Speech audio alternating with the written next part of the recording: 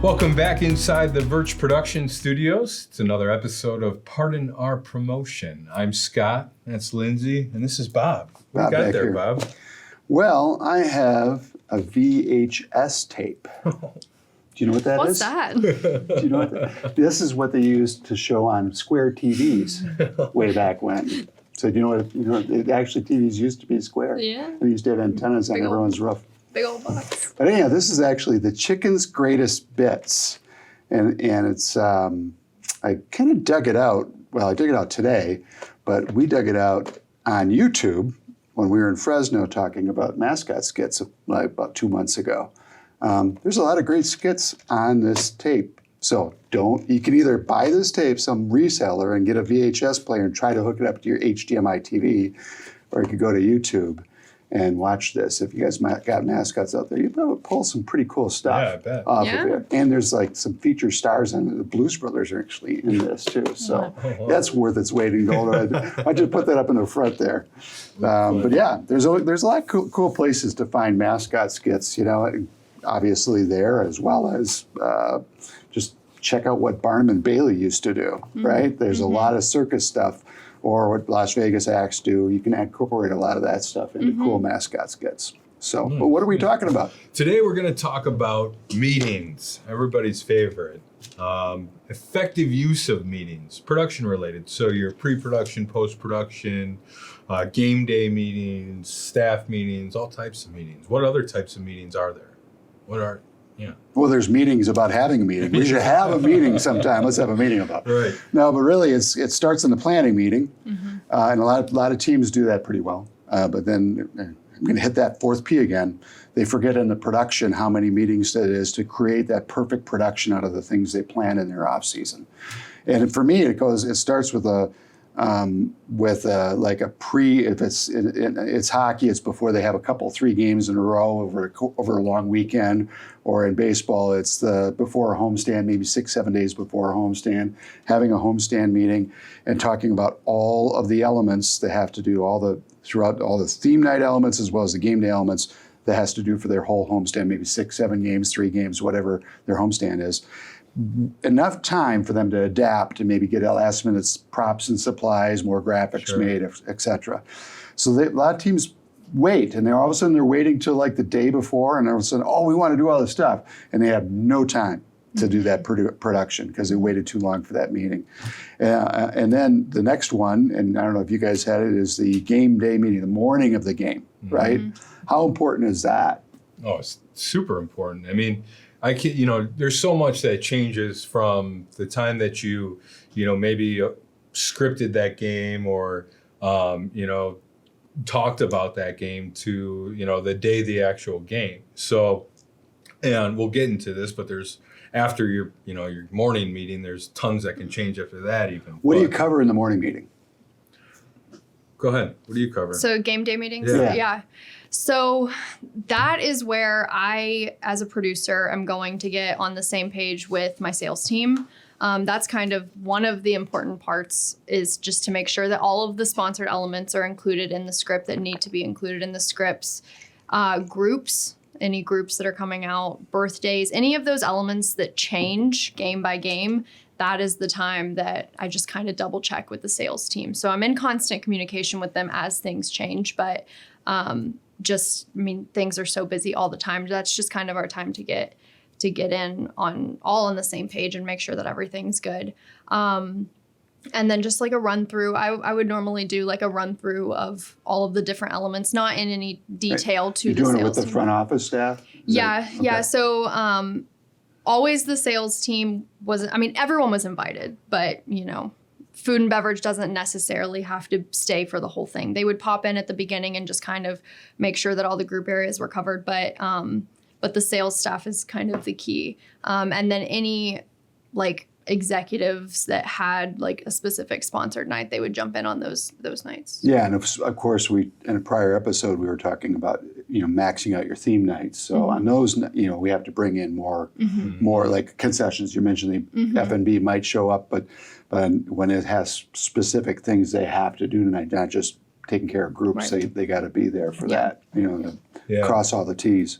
Yeah, generally I would have meetings with each one of my departments leading up, and so ticketing, making sure that we're looking at the preliminary script, that groups are all there, that all the ticketing aspects are fulfilled in the script, and then sponsorship you mentioned. I would sit down with sponsorship quite often for any particular game. We'd have our homestand meeting with sponsorship only, and we talk about the things that need to be activated during that homestand. And then the morning of, for our game day meeting, we would look and make sure that those sponsorship elements are in there. And then that would lead us into, our entertainment meeting and a pre-production meeting. Yeah. And you and I have talked about it, just like when you're constantly looking at scripts all of the time and thinking about so many different aspects to the script itself, you sometimes do overlook those, a group that was maybe added, or that you need to do this fan cam at this time on this night. So those meetings for me they did catch They're some crucial. things. No matter how many times I read over the script and checked all my boxes, there were those times where I missed things, and those meetings are what brought those out. And it's even down to spelling. Yes. There's so many times. A group puts all this effort in, and you're spelling the last name of the owner of some group and some company that is buying 300 tickets, and putting a picnic together. It's very crucial. Those meetings are very, very crucial. Yeah. Hey, on a quick tangent, nice shirt, Oh, thanks. Illinois Valley Illinois Pistol. Valley Pistol shirt. And you have, Fresno Grizzlies. and I got the Cyclones. Back in the old days, Amazing. before VHS tapes, shirts didn't have any logo. I was back when there actually no logos on shirts. I remember when the first logo hat, it was just regular hats. Like And all of a sudden there was like, they didn't have technology to print on probably not. But literally, it was like in the 70s where all of a sudden shirts started getting, brands on them. And now look at where we've got, cups and everything is logo, Do you remember what the logo was? Because you and I were just doing research for a theme night, and I know this answer. Oh, really? The first logo? No, it was definitely not Nike. It could have been a shoe brand, but I don't think so. Might have been like Coca-Cola or something. It was. It was Coca-Cola in the 70s. They reinvented the way that logos and product placement was incorporated into clothing. They started making. They partnered with a really popular clothing brand at the time. It's like starts with a J. I don't know, like Jardosh or something. Oh, no, I'll have to try to think of that. Anyway, they partnered with them and they started printing their logo on their shirts. And we were doing research for a 70s theme night, and that was one of the things. All right, now back to the future. Back to where we are. Right. We need to have a meeting. Pre-production meeting, all right? Because we've had our game day meeting, and now 7 hours has gone by. And to be blunt, shit goes off the hook, all right? And somebody calls in, can you make this announcement? Groups aren't showing up. New groups are showing up. So, and on top of that, as we've been talking about in other episodes, we plan an advanced show. Our show's got a lot of cool things. Maybe it's a huge theme night tonight, and everything throughout the show has a little twist or a theme associated to it. The second biggest meeting is the pre-production meeting in my world, because you really have to lay everything out. What do you guys do for that? My pre-production meetings were, that was a time where, one, obviously, like you said, a lot has changed. So we're going to run through the script and everything, but I'm involving a few more people in it. I'm involving my camera operators who are on site, our technical director, a replay operator who's now at their position, all my video board, and everybody that needs to be there for the game day that's going to help execute is at this meeting. And this is when we go through everything kind of in detail. This is where I talk about the shots that I want to see, what the camera angles are. And this is also used so I know that everyone's here, that we're not missing anyone, that I'm not forgetting anyone. And that, we're also, after this meeting, are going to test everything too, to make sure that it works. So it was really important to me from that perspective. Yeah. So would you go down line by line, element by element, and walk through every aspect of it? Yep. No matter if we had done it 100 times before, I would still go through it and just confirm with everyone, because I need to know that for myself too, that they heard it, so that if it doesn't go right, I know where, I know who's nectaring for it. Did you know, I don't know if you know this or not, but like LeBron James, Steph Curry, they actually take shots before their games. They actually warm up. Yeah. Right. They Tom Brady Imagine actually that. throws a few footballs before he Imagine goes out onto the field. And it's funny how it's like, oh, we got this. No, you don't. You Yeah. don't. You need to go through it step by step. There might be a new camera operator. There might be a new promo team person. Even if they're not, they might have not done this particular game element for 2 weeks. Mm-hmm. And now we're doing it this way and we're adding a theme to it. So yeah, not only line by line, okay, for this game element, mascot enters from the right field gate. The promo team enters from over here. The camera person, the wireless camera operator, is standing here.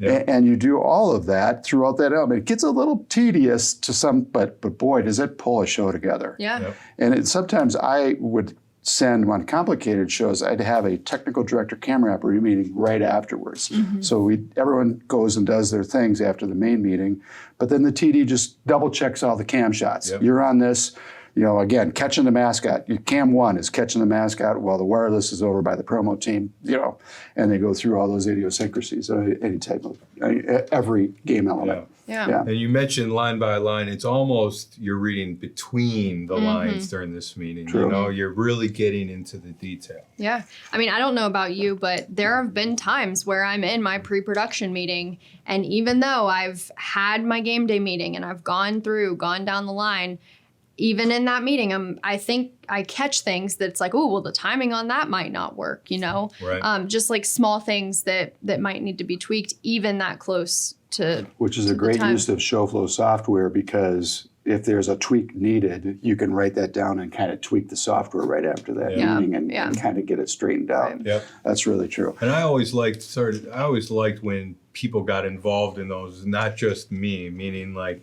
a camera operator would recommend a shot for something. Ooh, I'll do this during it. And it just shows that everyone's engaged, everyone's on the same page and thinking through what we're about to do. Yeah. So I'm sure this is a question I'm sure I'm going to get an affirmative answer from.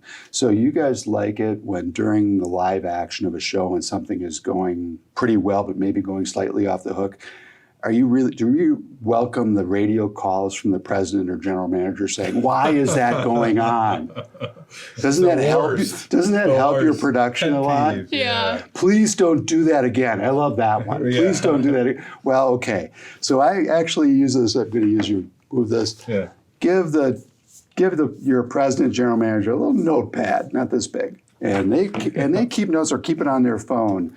And if they do a radio call up to you, you say, put it in your phone, put it on a notepad, attend the post-production meeting and tell us about it then. Yeah. Next meeting, post-production. Yeah. So then general manager, president, owner, come on up, give us your input in the post-production meeting. So what's that all about? Post-productions are extremely important. Number one meeting. Yeah, this is where we talk about what went right and, more importantly, what went wrong. And it allows us to identify things while they're still fresh so that we can correct them going forward, sometimes immediately. It's also the place where some of the best ideas have been born, because we're able to see what just happened and we have an idea to tweak it, and anyone can share it during those meetings. There's so much good. Yeah, you're right. Yeah. There's so much. Sometimes somebody comes up with the best idea. It might be a game day camera operator, and to be blunt, you might not even know the person's name. Yeah.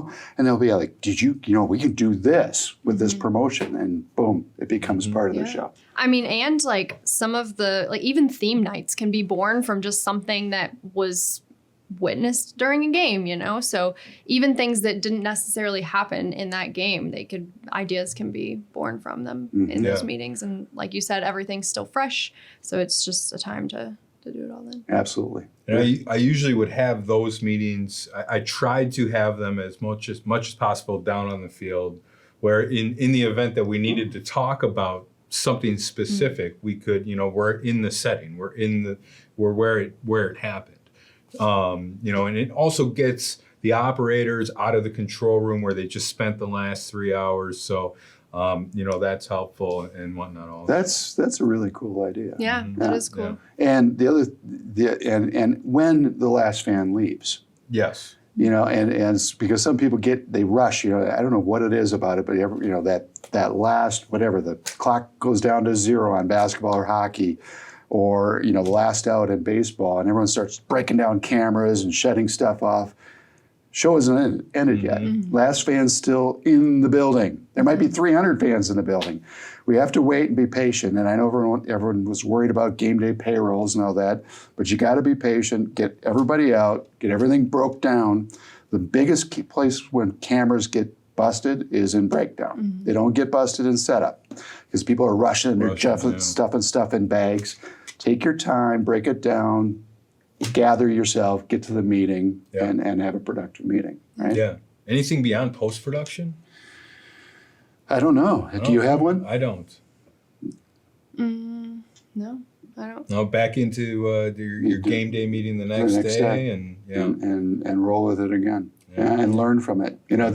There's a show, Whose Line Is It Anyways? Have you seen that show? Love it, yeah. It's that improv show, and you see how they the yes and they react to each other in improv.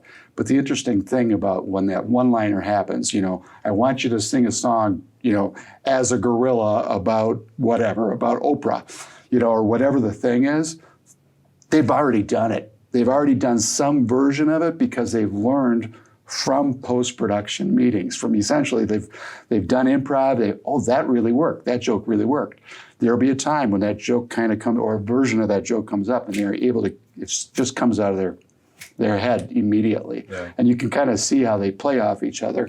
And that's what you can do is by learning from those post-production meetings and gathering that information and sharing it with your team. And so that next time, you're in the middle of the show, 2 weeks from now, it all comes back and you have a perfect promotion or a perfect improv promotion, really, because you were able to do it previously. Right on, yeah. I have another, it's not necessarily a meeting, but it's a meeting in a sorts, a dress rehearsal before the season starts. Like once you have all of your promotions, your on-field elements planned out, I think a lot of people forget about that. Running through everything, top to bottom, music, sound effects, video board elements, on-field elements, all of those different things, just kind of doing like a full dress rehearsal to see how the ideas that we had in our head are actually going to play out. And I've been able to weed out some promotions that probably weren't going to work that well in front of a live audience by doing dress rehearsals. Yeah. Yeah, and even with the pre-production meeting, after that meeting, I would have promo teams go down to the field and work through the elements that we just talked about. Yeah. So, super important. Meetings, always very, very important. I would say send us some comments, but just save them for the post-production meeting. We'll talk then. As always, until next time, guys, it's all about your fans. Have a good one.